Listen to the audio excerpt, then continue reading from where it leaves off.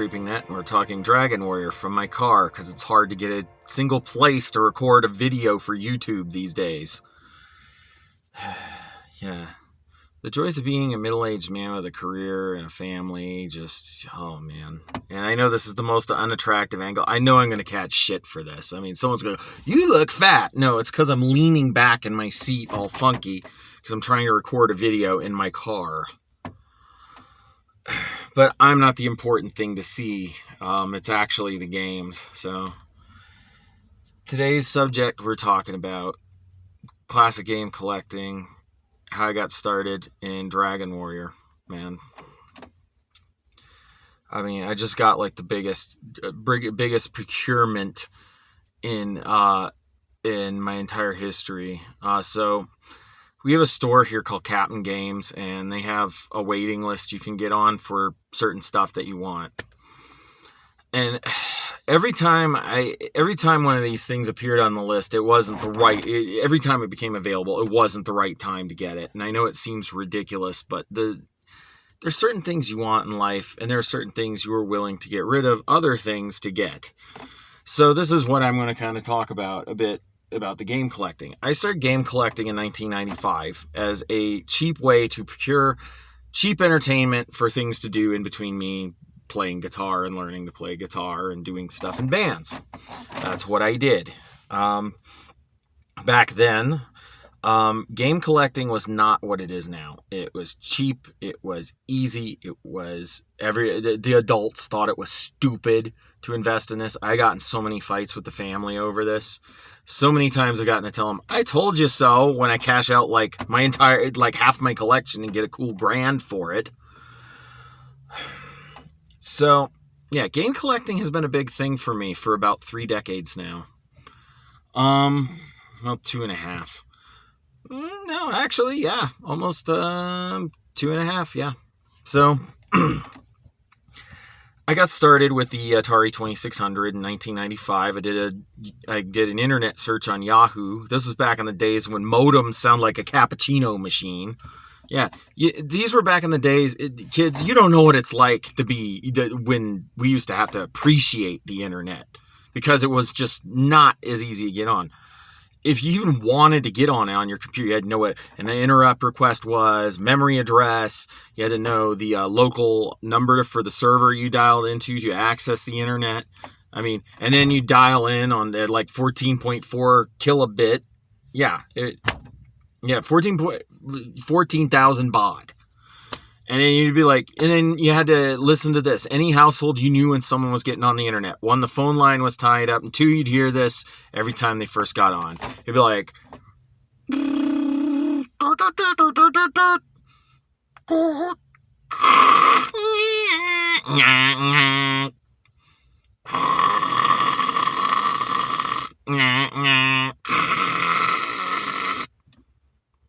you've got mail. Yeah, that was it. you either it was someone making cappuccino in the kitchen or someone getting on the internet. That's what it was back then.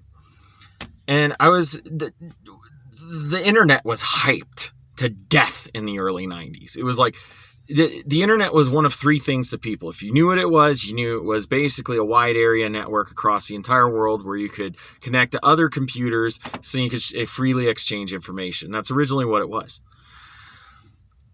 People who kind of had an idea and had a computer at home thought it was this thing that you could dial up into and you could basically look at porn and download free software. And then there's the third one, which is people didn't know what the hell it was because 90% of the American homes, well, probably less, but most of the American homes didn't have a fucking computer. Sorry, F-bomb, yeah. Demonetize me. I don't even make money doing this. I'm just doing this for fun. Anyway,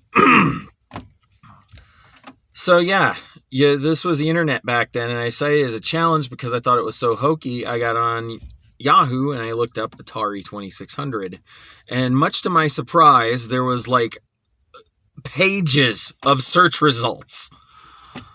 And it was a different world back then. All these guys were like college age, you know, and they were all into like Atari 2600, You had this guy, I think his name was Joseph Pell. He had a freaking website where he had like Grover on a toilet for the logo, and he had like every game console ever existed up to that time. I used to spend hours on there. There was a site called Video Game Advantage, and I used to look at the screenshots of it, like everything for like every console or computer platform that ever existed. It was cool. Video Game Advantage 2000. A lot of great memories looking at stuff. So I finally kind of gave in and bought my second Atari 2600 when I was about 12, 13 years old. I did my first online purchase. It wasn't like now where you just go to an Amazon.com or eBay and you just throw in your financial details. No, back then, this was like buying a horse from a horse stable.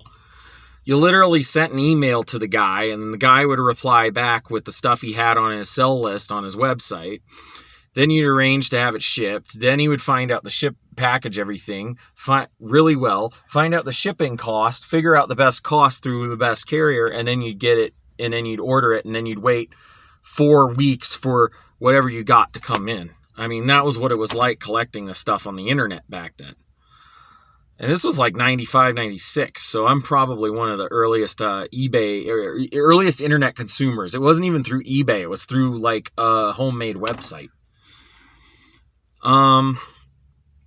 But early on, I kind of realized that the 8-bit Nintendo was going to get really cheap because nobody wanted an 8-bit Nintendo in 1996. The N64 had just come out. The Super Nintendo had been out. Game Boy now came in more colors than one and was on the verge of having a version with a color screen. Oh, man. I remember those good old days of the 90s. Bad old days of the 90s. I don't really look at the 90s that fondly. The first 4 or 5 years, yeah, maybe. But the last part of it, I mean, not really a big fan. So, when we let's kick into high gear here and talk about how I got into Dragon Warrior. So, as a game collector in the late 1990s, without internet access at his actual house, I had to actually resort to more local buy and trade stuff, and I had friends who had a Nintendo. We grew up playing these cartridges, and I would buy them off of them for like $20 for a box of them. Because back then, those carts weren't worth much. It was worth like $1, And it really angers me these days when people start talking about the clickbait of getting these things. I mean, one of the most relevant ones currently is the Wet or Wata auctions. Seriously. So, man. So seriously, that's what I did. I just bought these things cheap. I played them, and I didn't really sell or trade, and I accumulated for about a decade. And then the mid-2000s came, and then it became more of a serious thing, and you had like your Pink Godzillas and your Funko Land and your all that stuff. And then nowadays, I'm lucky. I live in a place with a local game store, so I'm actually able to get on their waiting list for stuff. So let's shift into high gear here. Let's shift into what got me into Dragon Warrior, or Dragon Quest as it was called in Japan. Let me clarify something. I'm not a super fan, and I'm not very good at Japanese culture, I'm pretty sure. I'm just going to confess that now. I'm going to put that on the table. I mean, that's it. And yeah, my car is hot. It's the middle of August in the West. It's not cool. Anyway, so I got into Dragon Warrior because my friend William had a copy of Dragon Warrior 4, and I don't remember what prompted me to get into this, but I just really wanted to get into that series of games. I remember my sister playing it at 7, and she had gotten into it, and I felt like maybe now at about 15 I could finally understand these RPGs. I think part of what came down on it was I was playing Ultima for the Nintendo beforehand. Exodus Ultima. The really strange release with completely different music done by a Japanese pop star. I'll talk about that some other day. So I had been playing that for months, and I liked it, kind of, but I was curious to see if maybe Dragon Warrior was better. So then I got into Dragon Warrior, and I borrowed Dragon Warrior 4 from my old buddy William, and this was the game that got it all started for me. Dragon Warrior 4. And when we started, when I played it, it was the middle of, quite fittingly that I'm in this hot truck, because it was in the middle of August, like 1997, I think. No, in August, yeah, I think it was August 97, like my first year of high school. So I'm like going out every day to practice with the best marching band in the area. I don't know if that's still the case, but it was back then. The Opelika High School marching band, Spirit of the South.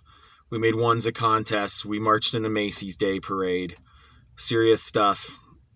Yeah, if you consider high school stuff serious. But, that meant getting up at about 6:30 in the morning, getting ready, and then riding down to a mock football field behind Opelika High School to go practice marching for about 4 hours. Well, some guy beats a pair of sticks together while you practice the formations for the first 4 hours of the day, go home for lunch around noon, and then come back at around 2 and start all over again, I think it was. So every day I'd come home and I'd lay down in bed and I would play Dragon Warrior 4, and I got into it, and I was impressed because up to that point I didn't see this game as I didn't see it as very amazing at first. Actually, I remember playing the first chapter of this game because it's called Dragon Quest 4 Chapters of the Chosen. I'm sure people are aware of that now because there's been re-releases for other consoles. But this was the game that got me to appreciate the Dragon Warrior series. And so several months, not even months, it was like about a year or two later, my friend William was selling all his Nintendo games to me, and I thought that would be in the box, but it wasn't. Then my bicycle fell apart out in the middle of the woods that day, so I remember having a really bad day that day, and nobody knew because I hid it because I thought it'd be the silliest thing in the world to be upset about not getting that cartridge, especially since I'm like a 15-year-old guy whose main thing was guitar. So, but yeah, I was pretty hurt. So I spent 20 years chasing that game down. But in the meantime, I decided to go ahead and collect the other ones in the series. So this is where I probably should give you a little bit of a condensed history on Dragon Quest. Dragon Quest is a series started by Yuji Horii and Akira Nakamura of It's Koichi Nakamura, you horse's ass. Other games that they had created in 1982, and won a contest and came to America for an Apple convention back when the Apple II was hot stuff. And they won the contest, and they basically were inspired when they went to San Francisco because the prize was at Apple convention. They got to see Wizardry and Ultima in action, got inspired by that, and decided to make a computer style RPG for the Famicom. That in the Famicom's the Japanese Nintendo. They made a computer RPG for the Famicom and make it where the average layperson could play it by simplifying it. Game was released in 1986 as Dragon Quest, and it was a smash hit, leading to 3 more sequels. In 87, Dragon Quest II, Luminaries of the Legendary Line, Dragon Quest III in 1988, and Dragon Quest IV, Chapters of the Chosen in 1989. We didn't get Dragon Quest in America until much later. The story was that they sent a copy, like an English translation of Dragon Quest to America, and a guy, I can't remember if it was Howard Lincoln or Howard Phillips. I think it's whoever. Getting your names wrong, man. It was Howard Phillips. You know, the bow tie guy. Basically, he got an early version of this and played it, and he loved it, and he thought it would be a smash hit in the United States. So,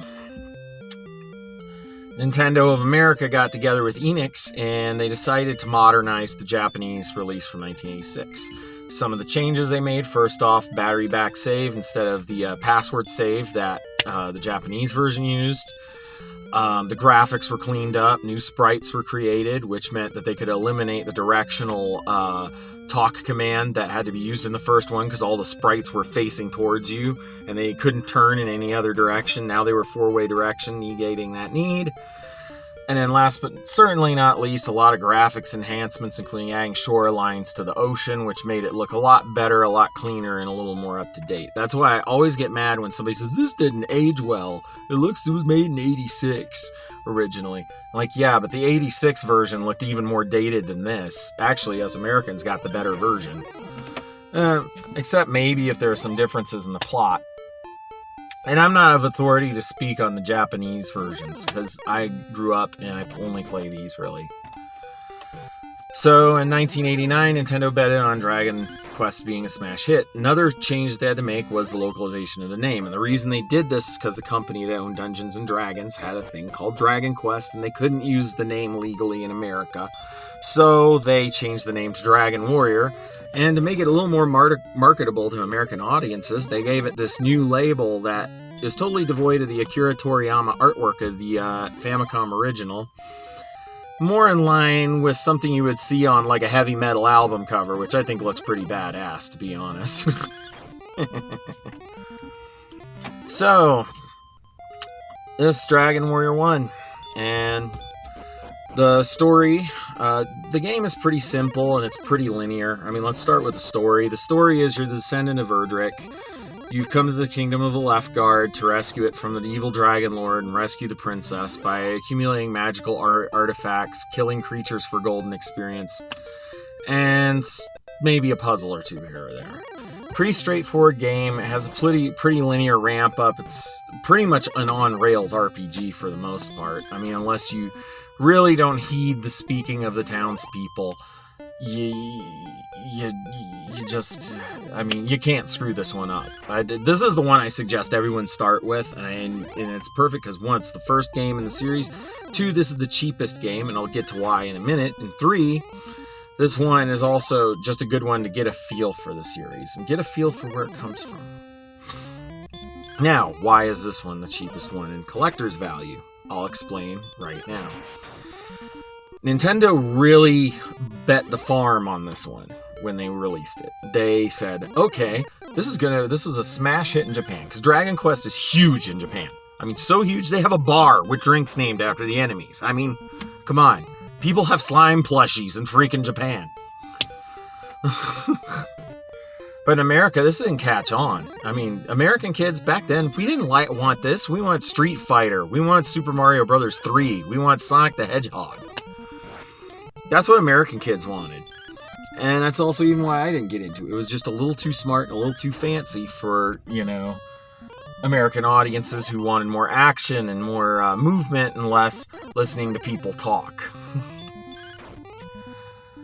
But that said, this is a great one to start with. And so Nintendo bet the farm on it and they overproduced the cartridge. And here's what happened with that, all those Dragon Warrior cartridges. So now they had a warehouse full of Dragon Warrior cartridges that wouldn't sell. So how did they choose to get rid of them? I know. This is what they did. If you've ever looked in boxed Nintendo games, or you ever bought one new back in the 80s or early 90s, you might notice there's a little slip in there on some of them that was a Nintendo Power subscription slip, and a few of them even, and also the magazine itself, would brag about, get a new Nintendo Power subscription today and get a new $59.99 Nintendo game with strategy guide. That was this game. And that's why it's not rare, and that's why it's pretty cheap to get your hands in and pretty easy to dip your toe in the water with. And that should explain it. My copy came from a dilapidated, crazy old Kmart in Opelika, Alabama in 1998. I had walked over there, and back then, Kmart was selling loose Nintendo games, shrink-wrapped with a little tiny little manual about the size of the cartridge in the back. So I paid $15.99 for this, restored. They also put a new save battery in it, too, I'm sure, because it's still got my save game on it on here from like 1998 or 99 or something. So, yeah, this was the first one.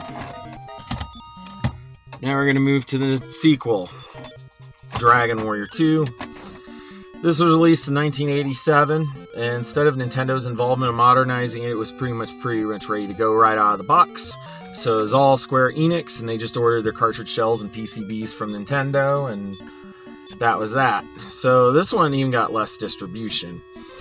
In this game, the plot is you start off as the Prince of Maidenhall Castle, who is one of the 3 descendants of Erdrick's descendant from the previous game, sent off on a quest to go up against the Archfiend Baramos, however you pronounce his name, who is creating all sorts of chaos and havoc in the freaking world. So, the story, as it goes, you have to go and find your 2 other relatives and go on a quest to save the world. And this is where this game, the Japanese version was pretty much carried over exactly as it was.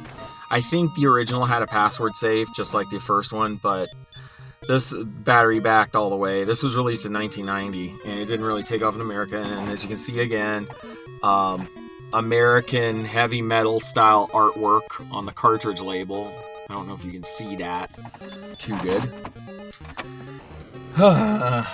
So, yeah. So, Dragon Warrior 2 came out, and it didn't really take off real well, and it went out with little notice. This was actually the first one I ever played. My bro-in-law had this, and I borrowed it from him, and I ended up playing it for 10 minutes, and then my sister, who really was into RPGs even back then, played through about half of this and got stuck on a puzzle involving a certain article of clothing that you had to save, shut down the game, and restart it to get it again, to actually get it completed. So, a little spoiler, a little hint for you guys without spoiling too much. There you go.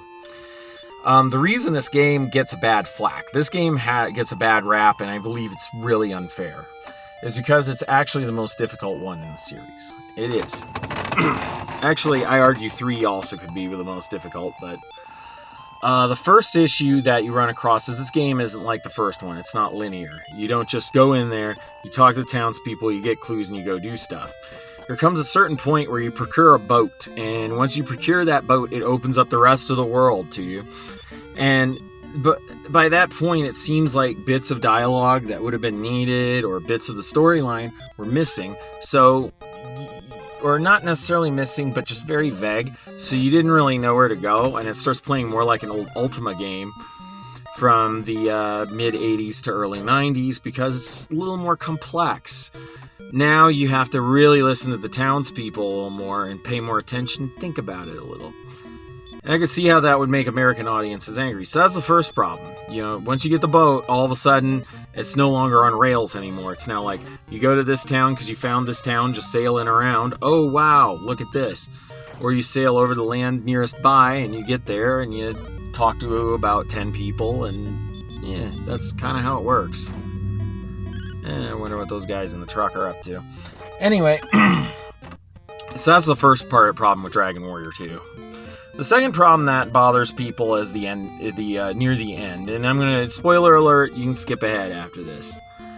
Skip ahead if you want to not get spoiled. So, toward the end of a game, there's a certain dungeon you get into, and towards the end of the dungeon, there's a randomly changing section of maze that you have to go through, and that randomly changing section of maze is pretty brutal. You actually practically need a strategy guide to get through it. It's kind of like a RPG version of, the levels in Super Mario Brothers where there's like 2 or 3 levels, and if you go on the wrong one, it repeats again. This was like the Dragon Warrior version of that. And it is not easy, it was kind of a pain, and it's really nitpicky. And then once you get out, you end up in this snowy valley of death, where you have to basically beat up enemies that can literally one-hit kill at least 2/3 of your party by the time you get out there.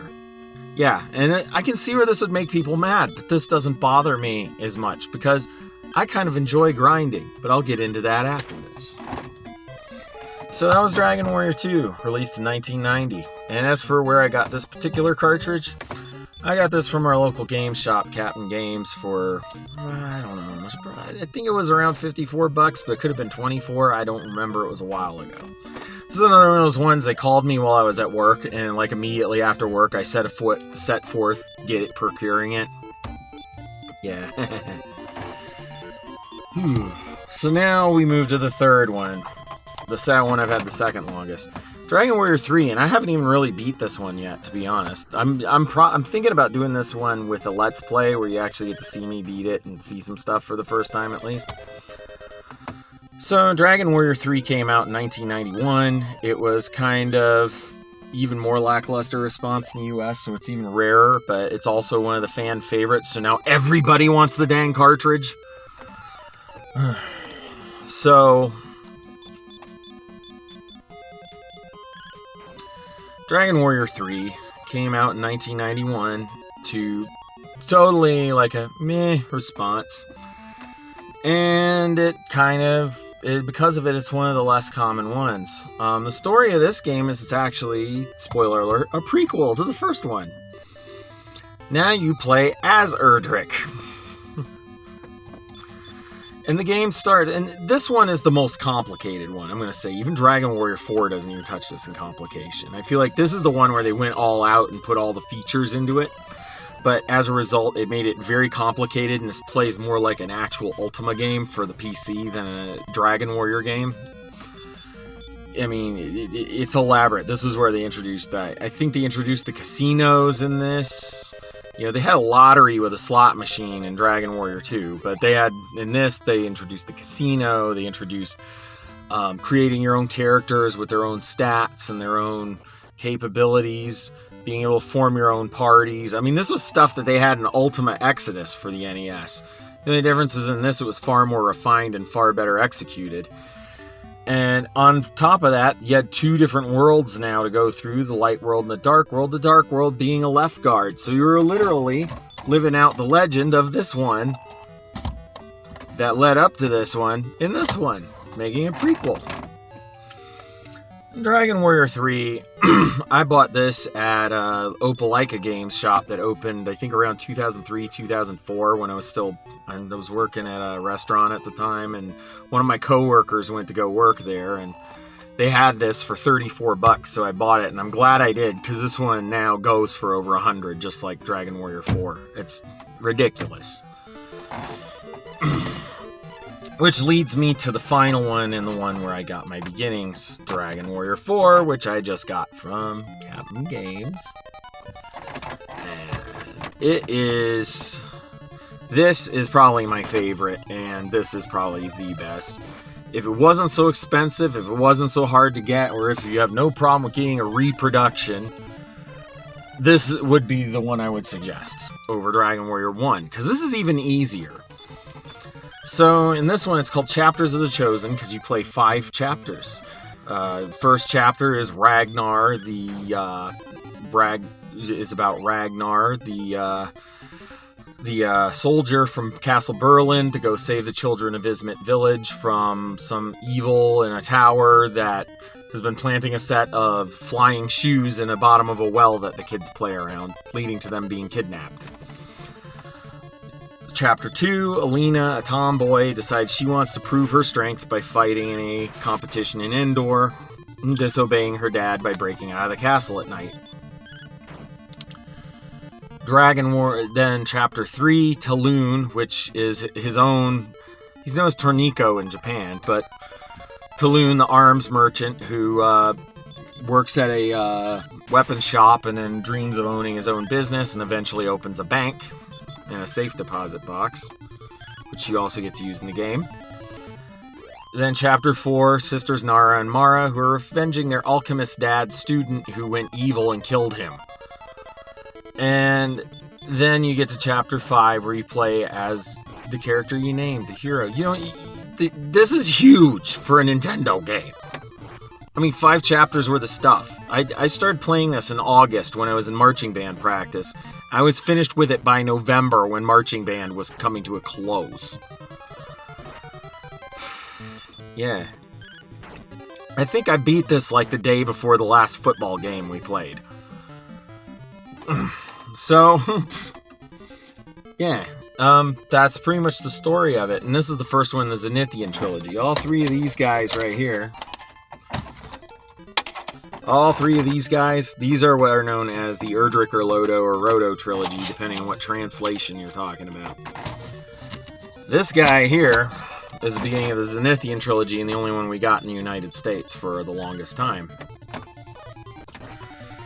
I just fell in love with it for the sheer size, weapons, the armor, the variety, the story, the characters, everything. And it was just beautiful.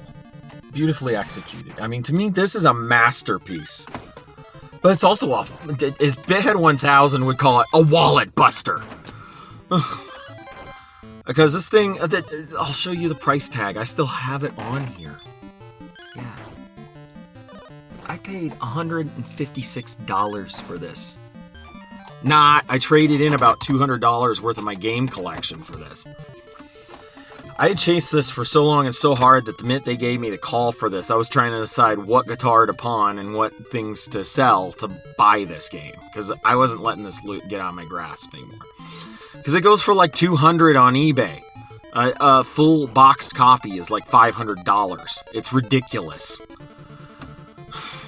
So, yeah. I got it, and I'm going to let's play this, just like the other three. Right now we're working on the first one. But yeah, Dragon Warrior 4, man, that's my favorite of the four, and it always has been. Right now I'm doing sort of a preliminary playthrough so I can get reacquainted with it, so I'm not fumbling so much like I am in my technical disaster of Let's Play for Dragon Warrior 1. But yeah, I chased this for 20 years and I watched the prices rise. I mean, it was always out of reach. I would like get online and be like, $42, I don't have that to spend. 50, and I always felt ridiculous because when I would ask for the price, I would be like, that's ridiculous for the price on this thing. But this goes back to the collecting thing and why I was willing to trade $200 worth of games for this stuff. You see, when I started collecting, I was young, I was a teenager, I had all the time in the world, and I had all these decades of life and experience ahead, and I knew I'd have these downtimes where I could play video games, and I could go through all these. But, you know, it was about the time that I started nearing age, 33, 34, 35, I started thinking, I'm almost 40. This is kind of ridiculous that I have 300 games. Let's sell some of them off and just stick with the ones I really like.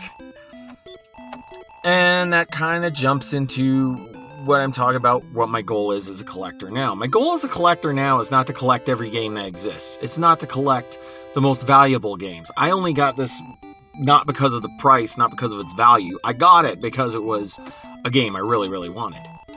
I've had two others like that. Adventure for the Atari 2600, because it seems people in America hate RPGs. At least they did until like the last decade or so. And two was because Pitfall, this is like Pitfall 2, but for the Nintendo. And I have Pitfall 2 too, and maybe we'll talk about Pitfall one of these days, who knows. Maybe I'll be able to do it in somewhere with air conditioning. But, yeah. So, that's kind of my goal now, is to collect the stuff I want. And I traded off a few things I did want with this, but to get those back is going to cost me just a few bucks, as opposed to getting this back, because I wanted to make sure I could get this. I mean, I knew I could have probably walked in there with 4 cartridges, done a trade, been done, and out the door. But I wanted to make sure that, and I'm decluttering my stuff, as you know. I just sold my Mac. I sold another Mac peripheral. I'm more into, playing, and more into just the limited stuff that I'm into now. When you get older, you stop wanting to take you stop wanting to have a rubbing alcohol party on your kitchen table to clean video games periodically. You get tired of having to catalog everything in spreadsheets to know what the heck you have and what you don't have. You get tired of going to video game stores and flipping through your collection going, do I already have this? Do I already have this? Do I want this?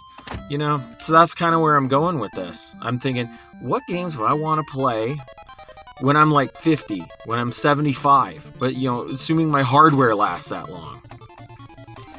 And then people are like, I'm sure some people are going to go, why don't you use emulation? I consider emulation legitimate, but I also consider the fact that we live in a screwed up society where game companies, especially Nintendo, really give a crap about their IP like 40 years later, to the point that they'll shut down those ROM sites.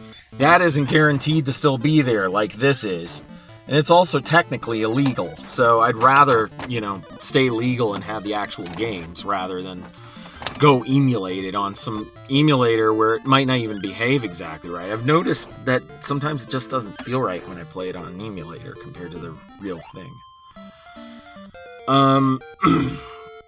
Yeah, it's kind of where I'm going as a collector. I'm gonna let's play some stuff. I might let's play some stuff on some emulators. It is easier to set up.